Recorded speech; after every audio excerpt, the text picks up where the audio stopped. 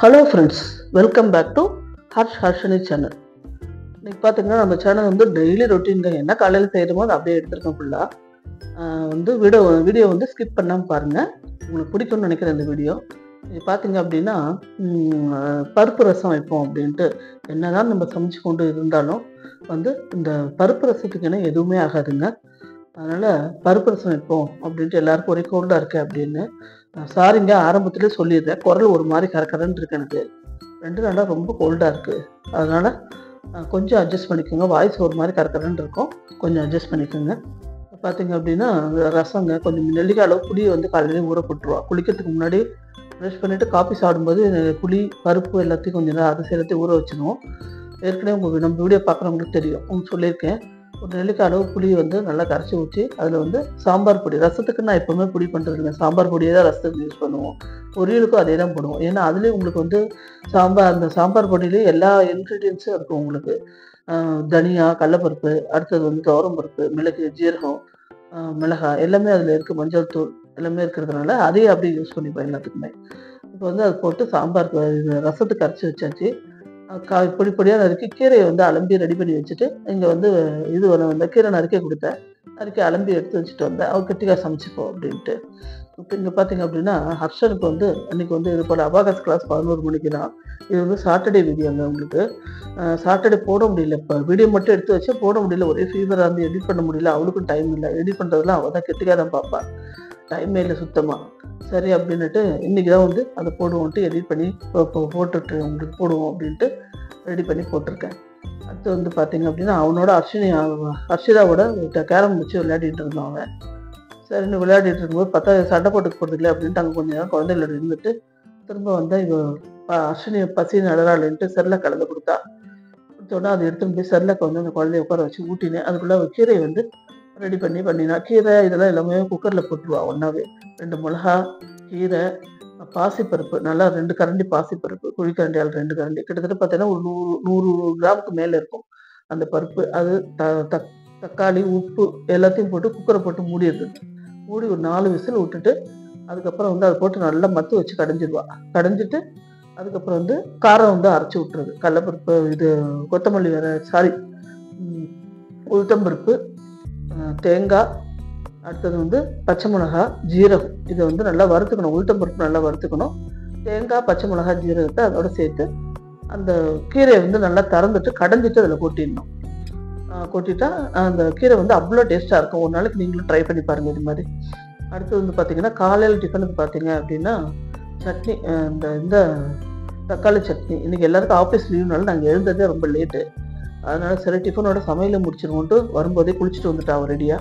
சரி சமையல் இது 2மே முடிச்சிடறோமா அப்படின்ட்டு தக்காளி சட்னிக்கு எல்லாம் வதக்கிட்டு இருக்கா. தக்காளி, வெங்காயம், அடுத்தது வந்து இது கடலைப்பருப்பு, உளுத்தம்பருப்பு, மிளகா எல்லாத்தையும் போட்டு வதக்கிட்டு அர்ஷனுக்கு மட்டும் மிளகா போடுறதுக்கு முன்னாடி வதக்கிட்டு மிளகாவை எடுத்து வச்சுட்டு அரைச்சிட்டு அர்ஷனுக்கு எடுத்து வச்சுட்டு அதுக்கப்புறம் வந்து மிளகா பயன்படுத்தலாம், அந்த மாதிரி அரைப்பா. பார்த்தீங்க அப்படின்னா நல்லா காலையில் ஃபாஸ்ட்டு கடைன்னு அவள் ஃபாஸ்ட்டுக்கு இப்போ வயசாகி போச்சு, ரொம்ப ஃபாஸ்ட்டாக அதே செஞ்சாச்சு. இப்போ பார்த்தீங்கன்னா ஃபாஸ்ட் வரமாட்டேங்குது நமக்கு. அதனால் நானே பார்த்துக்கிறேன், நம்ம குழந்தையில பார்த்துக்க போகிறோம் அப்படின்னா சரின்ட்டு அந்த மிளகா முடிச்சது. அது செடிக்கு போவோம், கொஞ்சம் செடி வேலைகள்லாம் பார்த்துருக்கேன். எப்போவுமே காலையில் எழுந்தோன்னு ஒரு தடவை செடியை பார்த்துருந்தாங்க. எனக்கு செடிகளை பார்க்கும்போது தான் மனசுக்கு ரொம்ப நிறைவாக நல்லா இருக்குது. அதனால் செடிகளை பார்ப்பேன். பார்த்தீங்கன்னா வெண்டைக்காய் நல்லா பெருசாக நல்லா வளர்ந்து முத்திடும் போல் இருந்த அவ்வளோ வந்து ஒரு 4-5 வெண்டைக்காய் சரி பறிச்சிடுவோம் அப்படின்ட்டு இது பண்ணியிருந்தேன். அடுத்து பார்த்தீங்க அப்படின்னா அந்த வெண்டைக்காவை பறிக்கிறதுக்கோசரம் சிசர் எடுத்துகிட்டு வர சொல்லியிருந்தாங்க அர்ச்சனை, அதுக்கு வெயிட் பண்ணிகிட்ருக்கேன். பார்த்தீங்க அப்படின்னா பைப்பில் காலையிலே தண்ணி வந்துச்சு. சரி டியூப்பு போட்டு காத்தாலே ஃபுல்லாக பிடிச்சிட்டு அந்த வாசல் பூரா அலைஞ்சு விட்டாச்சு. அலைஞ்சு விட்டோடனே அவர்கிட்ட குழம்பு விட்டுருவோம். ஒன்று வேலையெல்லாம் முடிச்சிடுவோம் கொஞ்சம் அப்படின்றதுக்கோசரம் இது பண்ணோம். நேற்று தான் அந்த செடியிலேருந்து கீரை பறித்து வச்சு கட் பண்ணி வச்சுட்டு தான் அந்த கீரை இன்னைக்கு பண்ணியிருக்கோம்.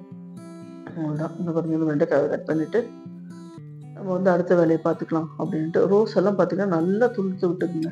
எப்போவுமே வந்து எனக்கு வந்து எப்படின்னா எல்லாருக்குமே அப்படி தான் இருக்கும். நமக்கு வந்து எப்படி பார்த்தீங்கன்னா செடி, நம்ம வளர்த்த செடி வந்து நல்லா வளர்ந்துருச்சு, நல்லா வளர்ந்து வருது அப்படின்னா ரொம்ப மனசுக்கு சந்தோஷமாக இருக்குங்க. என்னமோ உலகத்தில் எல்லாத்தையுமே சாதிச்ச மாதிரி வாழ்க்கையில் ஒரு சந்தோஷமாக இருந்தது காலையில் எனக்கு அது பார்த்தோன்னே. நீங்களாம் என்ன பண்ணுவீங்கன்றதை கமெண்ட்ஸில் சொல்லுங்கள். மோஸ்ட்லி எல்லாருக்குமே அப்படி தான் இருக்கும். பார்த்தீங்கன்னா அப்படின்னா, சரி கொஞ்சம் கிளீன் பண்ணுவோம் அப்படின்னா, கிருத்திகா கத்திட்டே இருந்தா. கொஞ்சம் கிளீன் பண்ண ஆரம்பிச்சு எங்க ஹஸ்பண்ட் கிருத்திகா 2 பேரும் ஏற்கனவே கோல்டா இருக்குமா உனக்கு. நீ கிளீன் பண்ணி திரும்ப வந்து சளி வர வச்சு பத்துன்றாத அப்படின்னு 2 பேரும் சண்டை போட்டாங்க. சரி அப்படின்னுட்டு, இப்ப நான் ஏதாவது ஒரு வேலை செஞ்சேன்னா ஒத்துக்கலைன்னா இவங்க 2 பேரும் சத்தம் போடுவாங்க. கிருத்திகா எங்க ஹஸ்பண்ட் 2 பேரும்.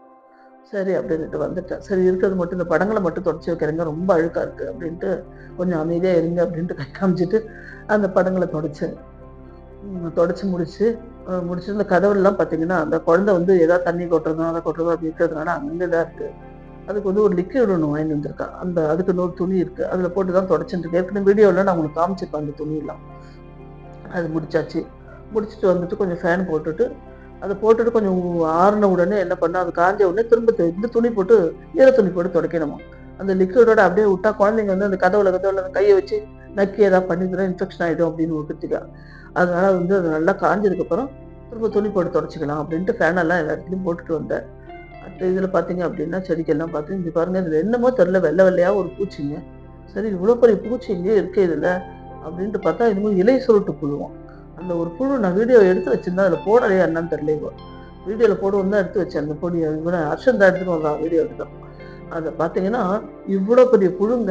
ஒரு கிட்டத்தட்ட பார்த்தீங்கன்னா, ஒரு இன்ச் அளவுக்கு ஒரு புழு. அவ்வளோ தடியா இருந்தது பச்சை கலர்ல. அந்த எந்த இடத்துல அந்த புழு இருக்கோ, அந்த இடத்துல பாதி இலைய அப்படியே சுருட்டி இருந்தது. அந்த இலை சுருட்டிருக்கே அப்படின்ட்டு நிமித்தி பார்த்தோம்னா, அதுக்குள்ள அவ்வளோ புழு. அந்த புழுவெல்லாம் எடுத்து கிளீன் பண்ணி மருந்து இது உரம் போட்டோம். இயற்கை உரம் வாங்கிட்டு வந்திருக்கோம் இல்லையா? அதெல்லாம் போட்டு எல்லாம் ரெடி பண்ணி வச்சேன். அடுத்தது இங்க பார்த்தீங்க அப்படின்னா, கொஞ்ச நேரம் காலையில இந்த ஊஞ்சல்ல உட்காந்து அந்த காஃபி சாப்பிட்டா தான் எனக்கு ரொம்ப இதா இருக்குங்க மனசுக்கு. நல்லா நிறைவா இருக்கும் அன்னைக்கு பூரா எனக்கு. அதனால அங்க உட்காந்து கொஞ்சம் காஃபிய சாப்பிட்டுட்டு, சரி இந்த பவழமல்லி பூக்கிட்ட திரும்ப ஏதாவது இது இருக்கா? ஏதாவது பூ அந்த விருட்சி செடி இருக்கும் பக்கத்துல. அதுலேருந்து மொட்டு இருந்தது அன்னைக்கு. அது பூ என்ன பூத்திருக்கா என்ன ஏதுன்னு பார்ப்போன்ட்டு அந்த சைடுல போய் வந்து பார்த்தேன். கடைசியில பார்த்தா அந்த பூ நல்லாவே வந்திருந்தது. இன்னும் 2, 3 மலரணும். மலர்ந்ததுக்கு அப்புறம் அத பறிச்சுக்கலாம் அப்படின்ட்டு வந்துட்டேன். சரின்ட்டு காலையில வாக்கிங் இந்த கோல்டா இருக்கிறதுனால வெளியில போ வேண்டாம் அப்படின்னுட்டு, இந்த வீட்டுக்குள்ளேயே வந்து எங்க பால்கனி நல்லா பெருசுங்க. அதுலயே நம்ம போய்க்கலாம். அதனால வந்து பார்த்தீங்க அப்படின்னா, அந்த பால்கனிலயே வாக்கிங் இந்த இந்த லாஸ்ட்லேருந்து இந்த லாஸ்ட் நடந்துட்டே இருப்பேன். ஒரு 60 தடவ அப் அண்ட் டவுன் 60 தடவங்க. அந்த மாரி நடப்பேன்.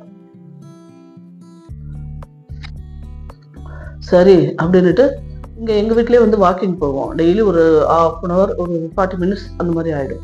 60 வந்து அப் அண்ட் டவுன் போறது, வர்றது 2ம் சேர்ந்து 60. அந்த மாரி 1 அந்த மாரி கவுண்ட் எடுத்துப்பேன். அந்த மாரி 60 வந்து அன்னைக்கு முடிச்சிடும். ஒரே டைம்லயே முடிக்கணும் அப்டின்னுவாங்க. அதில ஒரு 10 மணிக்கோ, இல்ல 9:30 மணிக்கோ இப்ப டிஃபன் சாப்பிட்டு அர்ச்சனைய தூங்க வச்சுட்டு அப்புறம் வாக்கிங்க்கு வருவேன். செடிக்கெல்லாம் தண்ணி ஊத்திட்டு அப்புறம் வாக்கிங் வேலைய முடிப்போம் அப்டின்ட்டு. அத முடிச்சுட்டு அதுக்கப்புறம் பார்த்தீங்கன்னா, அதில வந்து 8 மாரி போடுறது. 8 மாரி வந்து ஒரு 16 தடவ சுத்த சொல்லுவா கிருத்திகா. 8 மாரி அப்டியே நடந்துட்டே 8 மாரி இப்ப போட்டோம் பாருங்க. அந்த மாரி 8 மாரி நடக்கணும் அப்டின்னுவா. இங்க பப்பாளி செடி பார்த்தீங்கன்னா, செடி என்னமோ சின்னதா தான் இருக்கு. ஆனா அதுக்குள்ள பார்த்தீங்கன்னா, பூ வச்சிருக்கு இதுல. இவ்ளோ ஸ்ட்ரென்த் இந்த இந்த ஸ்டெம்லாம் பார்த்தீங்க அப்டின்னா, மெலிசாவே இருக்காது தண்டெல்லாம். அது வந்து காய் வந்ததுன்னா தாங்குமா என்னான்னு தெரியல அது. ஏதாவது இழுத்து பிடிச்சு கட்டி இன்னும் கொஞ்சம் மண்ணெல்லாம் போடணும் அப்டின்னு சொல்லிட்டு இருந்தாங்க. இந்த விருட்சி பூ பாருங்க இப்பதான் மொட்டு வந்திருக்கு. இன்னும் மலரல அது. சின்னதா மொட்டு வந்து இப்படியே இருக்கு. இப்படிதாங்க காலையில எனக்கு வந்து பொழுது போகும். அடுத்து பார்த்தீங்க அப்டின்னா, இவளுக்கு வந்து ஆ இதுக்கு வந்து வெங்காய சட்னிக்கு எல்லாத்தையும் ரெடி பண்ணி வச்சிருந்தா. ரெடி பண்ணி வச்சுட்டு அடுத்து உருளைக்கிழங்கு பொரியல். உருளைக்கிழங்குக்கு வந்து வெங்காயத்த நல்லா போட்டு கடுகு, உளுத்தம் பருப்பு, கடலப்பருப்பு எல்லாத்தையும் தாளிச்சு, அடுத்து வந்து வெங்காயத்த அதில போட்டு நல்லா வதக்கிட்டு, அடுத்தது வந்து பொடிங்க சாம்பார் பொடி. இந்த இதுக்கும் வந்து பொரியலுக்கும் நான் சாம்பார் பொடி தான் யூஸ் பண்ணுவேன். சாம்பார் பொடி போட்டு நல்லா பெரட்டிட்டு, அதிலே உப்பையும் போட்டு பெரட்டிட்டா, நம்ம உருளைக்கிழங்கு போடும்போது எல்லா பக்கத்துலயும் உங்களுக்கு அது பரவும். உருளைக்கிழங்கு போட்டுட்டு நம்ம உப்பு, காரம் 2ம் போட்டீங்கன்னா, ஒரு பக்கம் உப்பு, காரம் இருக்கும், ஒரு பக்கம் இருக்காது. அந்த மாரி இருக்கும். அதனால ஃபுல்லா வந்து அந்த எண்ணெயிலே போட்டுடணும். வெங்காயத்தோடயே போட்டு இது பண்ணோம்னா, எல்லா பக்கமும் ஸ்ப்ரெட் ஆயிக்கும். அது பார்க்கும்போது எல்லா பக்கமும் நெறைய இருக்கும். இந்த காரம், உப்பு வந்து ஈவனா இருக்கும். உப்பு, காரம் நம்ம சாப்பிடும்போது நல்லா டேஸ்ட்டா இருக்கும். காலையில எங்களுக்கு வந்து பிரேக்ஃபாஸ்ட் பார்த்தீங்க அப்படின்னா, தோசை, வெங்காய சட்னி, தேங்காய் சட்னிங்க. அதான் இன்னைக்கு வந்து கோதுமை தோசை வார்த்தேன். கோதுமை தோசை வந்து தேங்காய் சட்னி. அடுத்தது கீரைக்கு பார்த்தீங்க அப்படின்னா, அரைச்சு விடுறதுக்கு முன்னாடி அந்த பாசிப்பருப்பு, தக்காளி இதோட குக்கர்லேருந்து திறந்த உடனே 2 கரண்டி எடுத்து வச்சுருவோம்.